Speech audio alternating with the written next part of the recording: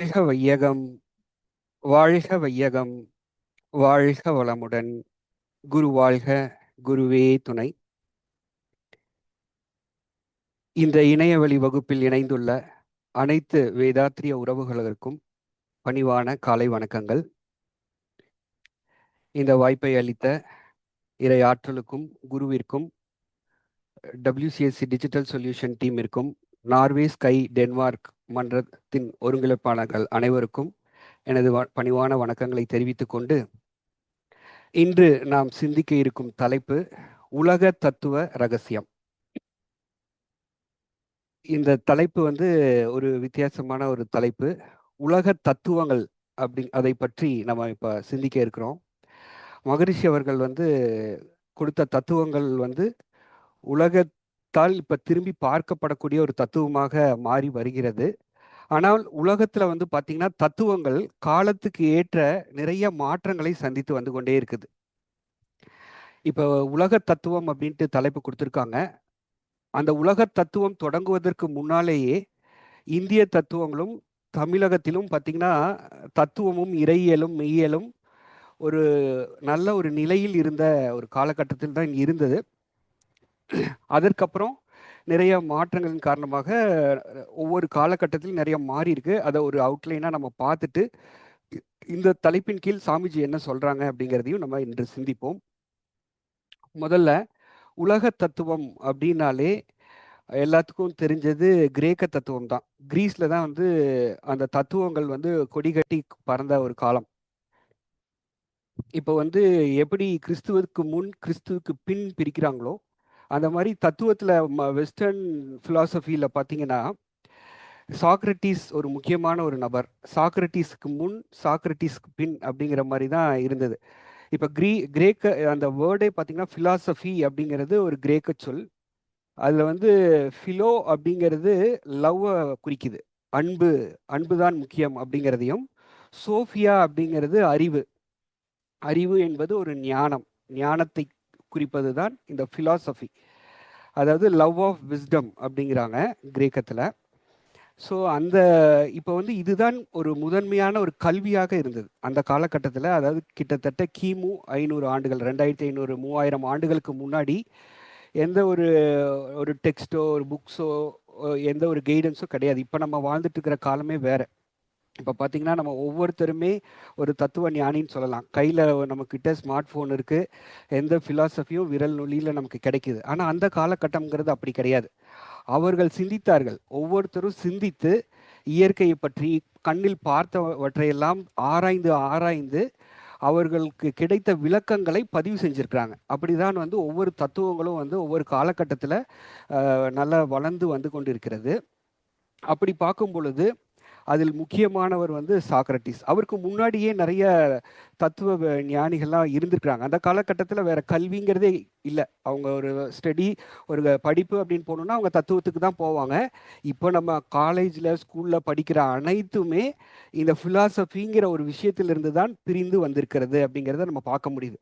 எல்லாமே கணிதமாகட்டும், அறிவியல் ஆகட்டும், அரசியல், பொருளாதாரம், அனைத்துமே அதனுடைய மூலம் சைக்காலஜி, மருத்துவம், எல்லாத்துடைய மூலமும் ஃபிலாசபி தான். அந்த தத்துவத்திலிருந்து தான் வந்திருக்கு. அதில் குறிப்பானவர் பார்த்தீங்கன்னா இந்த சாக்ரட்டிஸ் அப்படிங்கிறவர். அவரை பற்றி நம்ம நிறையா தெரிஞ்சிருப்போம். அவருக்கு முன்னாடியே இருந்தாங்க. இப்போ ஹிரோக்ரட்டஸ் அப்படிங்கிற ஒரு தத்துவ ஞானி, அவரும் இருந்தார். அவருடைய கோட்ஸும் இப்போ நிறையா நம்ம பார்க்குறோம். மாற்றம் ஒன்றே மாறாதது அப்படின்ட்டு அவர் தான் சொன்னார். அதை இப்போ ஒரு நதியில் ஒரு முறை தான் நம்ம கால் வைக்க முடியும், இரண்டாவது முறை இறங்க முடியாது அப்படிங்கிற ஒரு தத்துவத்தை அவர் தான் முதல்ல ஹிரோக்ரட்டிஸ் தான் சொன்னார். மகரிஷியும் அதை சில இடங்களில் சொல்லியிருப்பாங்க. ஏன்னா அந்த நதி ஓடிக்கொண்டே இருக்குது, பார்க்கறதுக்கு ஒரே பொருள் மாதிரி இருக்குது, ஆனால் அது ஓடிக்கொண்டே இருக்குது. இப்போ இன்னைக்கு பார்க்குற தண்ணி நாளைக்கு அங்கே இருக்காது. ஒவ்வொரு நிமிடமும் நீர் மாறிக்கொண்டே இருக்குது, ஆனால் பார்ப்பதற்கு ஒரே பொருள் போல இருக்குது. அதே மாதிரி தான் நம்ம மகரிஷி விளக்கும்போது அதை நம்ம பின்னாடி பார்க்கலாம். ஒவ்வொரு நொடியுமே நமக்கு மாறிக்கொண்டு இருக்கிறது அப்படிங்கிறத சொல்கிறாங்க. அந்த மாதிரி நிறைய தத்துவ ஞானிகள் அந்த காலகட்டத்தில் வெஸ்டர்ன் கண்ட்ரீஸில் வந்தாங்க. அதுக்கு அடுத்தபடியாக வந்தவர் தான் சாக்ரட்டிஸ். அவர் என்ன பண்ணார் அப்படின்னா, முதல்ல அந்த ஆட்சியில் இருக்கிறவங்க ஒரு அடக்குமுறை, யாரும் வந்து மறுத்து பேசக்கூடாது, ஒரு சிஸ்டத்தை வைலேட் பண்ணக்கூடாது, அதில் ரொம்ப தெளிவாக இருப்பாங்க.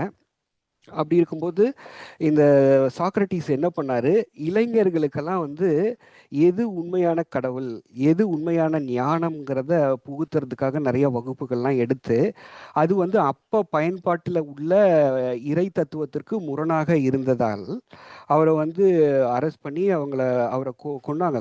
கொல்லும்போது கூட அவர்கிட்ட சொல்லியிருக்காங்க, இந்த மாதிரி உங்களுக்கு நான் விஷம் கொடுக்க போகிறோம், ஏன்னா ஒரு அரசரையோ ஒரு ஒரு ஒரு சிஸ்டத்தையோ ஒரு வைலேட் பண்ணுற மாதிரி. இவர் ஆனால் உண்மையை உணர்ந்திருக்கிறாரு, அந்த உண்மையின்படி இளைஞர்களை வழிநடத்துறாரு. அது வந்து எந்த ஒரு அதிகாரத்தில் இருக்கிறவங்களுக்கும் அதை ஏற்றுக்கொள்ள முடியாது. அதனால அவர் என்ன சொல்றாரு, அவரை சிறையில் இருக்கும் பொழுது, நான் இப்போவே விட்டுறேன், நான் சொன்னதெல்லாம் பொய்யின்ட்டு நீ சொல்லிடு, உன்னை விட்டுறேன், நீ போய் உன்னுடைய வாழ்க்கை வாழுன்னு சொன்னாங்க. இல்லை, நான் சொன்னது அனைத்துமே உண்மைதான், நான் சாகிறதுக்கு ரெடி அப்படின்ட்டு தான் அவர் இறந்தார். ஸோ அந்த மாதிரி அவருடைய காலத்துக்கு அப்புறம் தான் தத்துவங்கள் மிக அதிக அளவில் பரவுச்சு. அவருடைய மாணவர்கள் பார்த்தீங்கன்னா பிளேட்டோ, அவரை பற்றி நம்ம நிறைய தெரிஞ்சிருப்போம். அவருடைய தத்துவங்கள் பார்த்தீங்கன்னா இந்தியாவில் உலகத்தில் மிகப்பெரிய தாக்கத்தை ஏற்படுத்தியது. அதற்கு அடுத்ததாக அவருடைய சிஷியர் தான் அரிஸ்டாட்டில். அவர் வந்து மாவீரர் அலெக்சாண்டருடைய ஒரு குரு. அவரும் பார்த்தீங்கன்னா அவருடைய காலகட்டத்துக்கு அப்புறம் அப்படியே தத்துவமானது கொஞ்சம் கொஞ்சமாக பிரிய ஆரம்பிக்குது. அரிஸ்டாட்டில் தான் வந்து ஃபாதர் ஆஃப் ஜியாலஜின்னு சொல்லுவோம், விலங்குகளுடைய தந்தை. அப்புறம் லாஜிக்கலுடைய தந்தைன்னு சொல்லுவாங்க, தர்க்கத்தினுடைய தந்தை, எப்படி விவாதம் பண்ணுறது, அதெல்லாம் வந்து அரிஸ்டாட்டில் சொல்கிறாரு. அவருடைய குரு தான் வந்து பிளேட்டோ, அவருடைய குரு தான் வந்து சாக்ரட்டிஸ். இவங்க 3 பேருமே அந்த கிரேக்க தத்துவத்தில் ஒரு மிகப்பெரிய ஒரு ஒரு இம்பேக்டையும் உலக அளவில் ஏற்படுத்தினவங்க. அப்போ அவருடைய தத்துவத்துக்கு அப்புறம் கொஞ்சம் கொஞ்சமாக அது பிரியுது, அறிவியலாக, விலங்கியலாக, சமூகவியலாக, இந்த மாதிரியெல்லாம் கொஞ்சம் கொஞ்சமாக ஃபிலாசபியிலிருந்து ஒவ்வொரு தத்துவங்களாக பிரிந்து வரக்கூடிய காலகட்டம். அதற்கு அப்புறம் இந்த தத்துவத்தையே முழுமையாக ஒரு மாற்றி ஒரு ஒரு டேர்னிங் பாயிண்டே சொல்லலாம் ஏற்படுத்தியவர் ஜீசஸ் கிரைஸ்ட். இயேசு வரார். அவர் வந்து இதெல்லாம் விடுங்க, அறிவியல்லாம் ஒன்றும் இது கிடையாது, அன்பு தான் இங்கே இல்லை அப்படின்ட்டு ஒடுக்கப்பட்ட மக்களுக்காக, தாழ்த்தப்பட்ட மக்களுக்காக அன்பு செலுத்தி உலகம் ஃபுல்லாக போராட்டம் செய்தவர் இயேசு மகான். அவருடைய காலத்துக்கு அப்புறம் பார்த்தீங்கன்னா ஒரு மிகப்பெரிய மாற்றம் தத்துவத்தில் ஏற்பட்டு உலகம் ஃபுல்லாக அது பரவலாச்சு. அது அந்த வெஸ்டர்ன் கண்ட்ரியில் தொடங்கி உலகம் முழுவதும் அது கிட்டத்தட்ட ஒரு 16 நூற்றாண்டுகள் சொல்கிறாங்க. அது வரைக்கும் எந்த ஒரு பெரிய தத்துவத்தையுமே அவங்க ஒத்துக்கல. அது வந்து இயேசு வந்து உண்மையை சொல்கிறாரு, அன்பை போதிக்கிறாரு. ஒரு ஆனால் அப்போ உள்ள இறை தத்துவத்திற்கு முரணாக அந்த விஷயங்கள் இருப்பதால் சாக்ரட்டிஸ் மாதிரி அவரும் வந்து சிலுவையில் அறையப்பட்டு கொல்லப்படுகிறார். கொல்லப்பட்டதுக்கு அப்புறமும் அவருடைய சீடர்கள் வந்து அந்த அமைப்பை மிக பெரிய அளவில் அதை எஸ்டாப்ளிஷ் பண்ணி சர்ச்சாக கொண்டு வந்து அந்த பைபிள் அப்படிங்கிற ஒரு ஒரு நூலை உலக பொதுமறையாக மாற்றி ஒரு அதிகார மையமாக அவங்க வராங்க. வந்து அதுக்கப்புறம் அதுதான் ரூல், பைபிளில் சொல்கிறது தான் இதுங்கிற அளவுக்கு இந்தியா தவிர மற்ற நாடுகள் ஓரளவுக்கு மேற்கு மிடில் ஈஸ்ட்டு இந்தியா தவிர மற்ற எல்லா நாடுகள்லையும் அது பரவல் ஆகப்படுது. அதனால வேறு எந்த தத்துவங்களையும் யாரும் வரலன்னு இல்லை, பேச பயப்பட்டாங்க. பேசினா மறுபடியும் கடுமையான நடவடிக்கைகள், ஏன்னா ஒரு மதத்தையோ ஒரு அமைப்பையோ ஒரு அதிகாரத்தில் இருக்கிறவங்களையோ எதிர்த்து கேட்குற அளவுக்கு ஒரு ஒரு இறை பிறப்புனால தான் முடியும். அப்போ அந்த அளவுக்கு துணித்தலானவங்க வந்திருக்கலாம், நமக்கு தெரியல. யார் யார் புத்தகங்கள் எழுதி வச்சுருக்காங்க அதுதான் நம்ம பார்க்குறோம். ஸோ அந்த மாதிரி தத்துவமானது அந்த மாதிரி இருந்தது. ஆனால் அந்த காலகட்டம் தான் இப்போ 2000 ஆண்டு முதல் ஒரு 1600 வரைக்கும் ஒரு 16 நூற்றாண்டுகள் மேற்கத்திய நாடுகளில், வெஸ்டர்ன் கண்ட்ரீஸில் ஒரு மிகப்பெரிய ஃபிலாசபி கான்செப்ட் வரல. ஆனால் அந்த காலகட்டத்தில் தமிழகத்திலும் இந்தியாவிலையும் பார்த்தீங்கன்னா ஃபிலாசபி மாறிட்டே இருக்கு. இப்போ நம்மளுடைய தொல்காப்பியமாகட்டும், அதற்கு முன்னத விஷயங்களாகட்டும், அதெல்லாம் வந்து 5000 ஆண்டுகள் சொல்கிறாங்க. கிட்டத்தட்ட கிறிஸ்து பிறப்பிற்கு 2000-3000 ஆண்டுகளுக்கு முன்னாடியே நம்ம ஒரு ஹையர் ஃபிலாசபியில் நம்ம வாழ்ந்திருக்கோம்.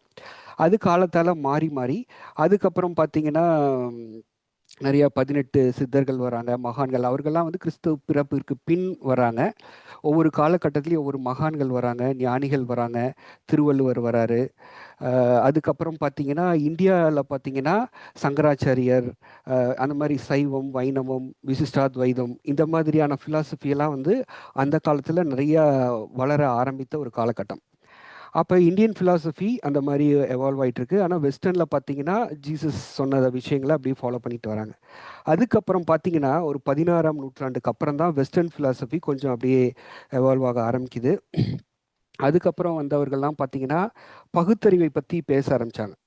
பகுத்தறிவு, அப்புறம் சயின்ஸ் டெவலப்மெண்ட்டு, அது வந்து ஒரு மறுமலர்ச்சி காலம்னு சொல்கிறாங்க, ரெனேசன்ஸ் பீரியடுன்னு சொல்கிறாங்க.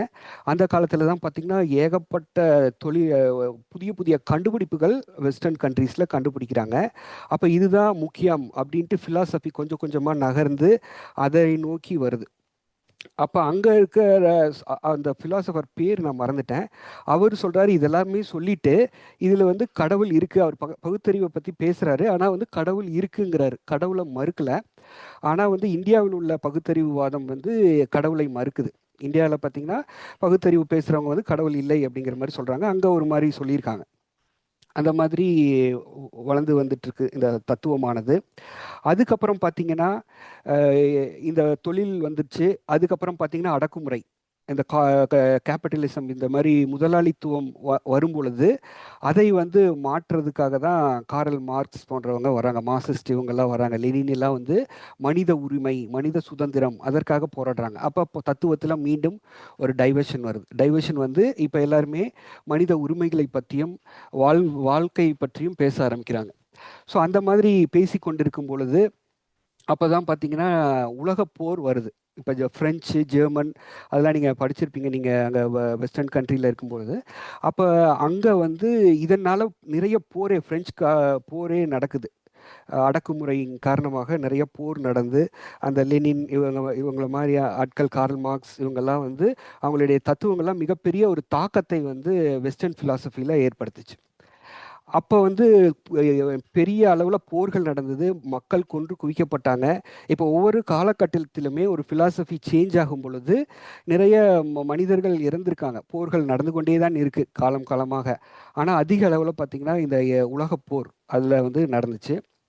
அந்த டைமில் தான் பார்த்திங்கன்னா ஃபிலாசபியிலேருந்து ஒரு இது பிரியுது, சைக்காலஜி அப்படிங்கிற ஒரு டிபார்ட்மெண்ட் பிரியுது. அது வரைக்கும் சைக்காலஜியும் ஃபிலாசபியும் ஒன்று தான். அப்போ தான் வந்து சிக்மெண்ட் ஃப்ராய்டு, கார்ல் யூங் போன்ற சைக்காலஜிஸ்ட்லாம் வராங்க. அப்போ வந்து மனிதம் வந்து மனம் சார்ந்த பிரச்சனைகளுக்கு அவங்க வந்து அதுதான் முக்கியம், மனதளவில் பாதிக்கப்பட்டிருக்காங்க, அவங்களுக்கு ஒரு தீர்வு வேணும் அப்படின்ட்டு ஒரு டிபார்ட்மெண்ட் பிரியுது. அது வந்து சைக்காலஜி.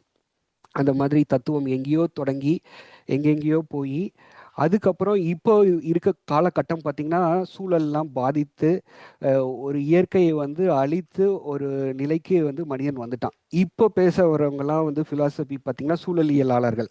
சூழல் வந்து ரொம்ப கெட்டு போயிருக்கு, இயற்கையை பாதுகாக்கணும், அதெல்லாம் அழிச்சதுக்கப்புறம் இப்போ இந்த மாதிரியான நிலையை நோக்கி இப்போ தத்துவம் வந்து அப்படி போயிட்டுருக்கு.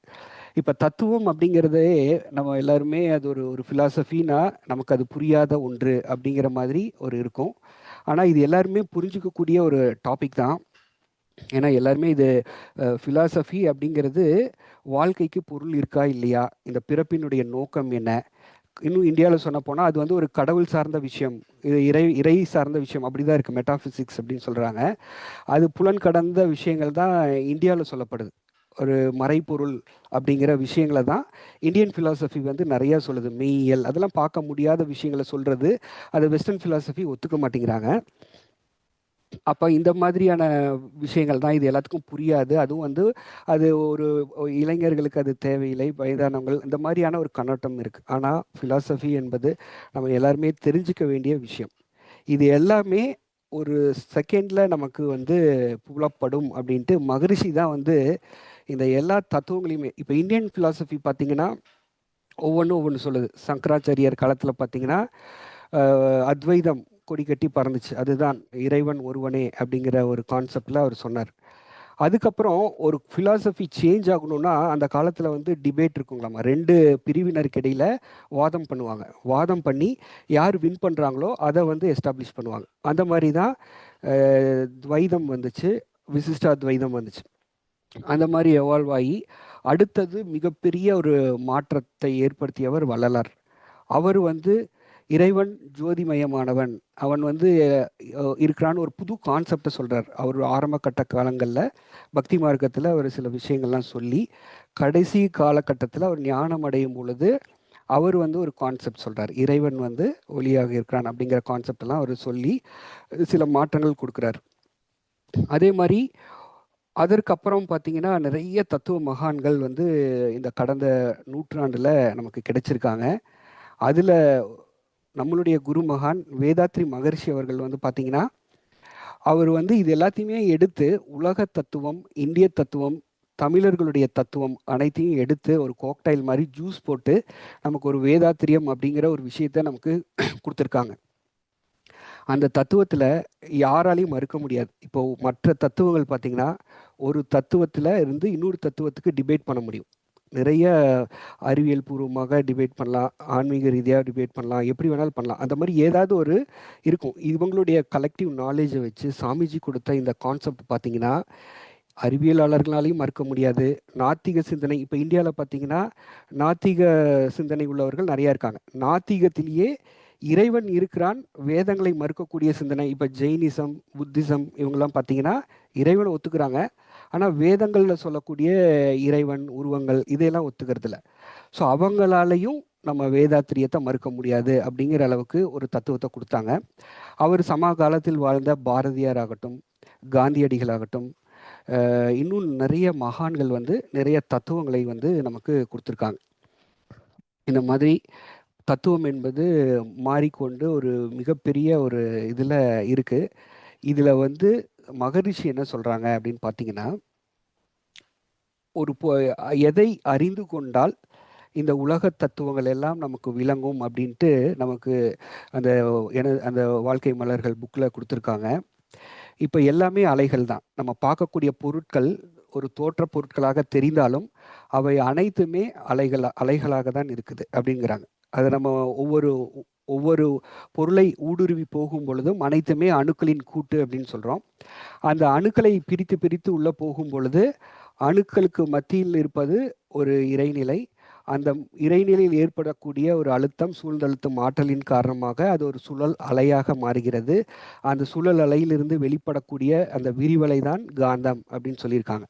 அதை தான் சாமிஜி சொல்லுவாங்க, காந்த நிலை அறியாமல் கடவுள் நிலை அறிவரோ, கருமையம் அறியாமல் கடவுளை அறிவரோ அப்படின்ட்டு ஒரு தத்துவம் நமக்கு பாடல் கொடுத்துருக்காங்க. அந்த மாதிரி மகரிஷி சொன்ன அந்த கருமையத்தையும் அந்த காந்த தத்துவம், அந்த காந்தம் தான் வந்து நம்ம எல்லாவாகவும் மாறுது. அழுத்தமாக, ஒளியாக, சுவையாக, மனமாகவும் அந்த காந்தம்தான் தன் நிலையில் மாற்றம் அடைகிறது. ஆறாவது அறிவு மனமாகவும் இந்த காந்தம்தான் மாற்றம் அடைகிறது. அந்த மனதை வைத்து கொண்டுதான் இந்த உலக தத்துவங்களை நாம் விளங்க முடியும். மற்ற யாருனாலையும் விளங்க முடியாது. மனிதனால் மட்டும்தான் இத்தனை தத்துவங்கள் வந்தது. மனித பிறப்பிலிருந்து தான் இந்த தத்துவங்களை உணர்வர்களும் மனிதர்கள் தான். மனிதன் என்பவன் மனதை இதமாக வைத்திருப்பவன் அப்படின்ட்டு சாமிஜி சொல்லியிருக்காங்க.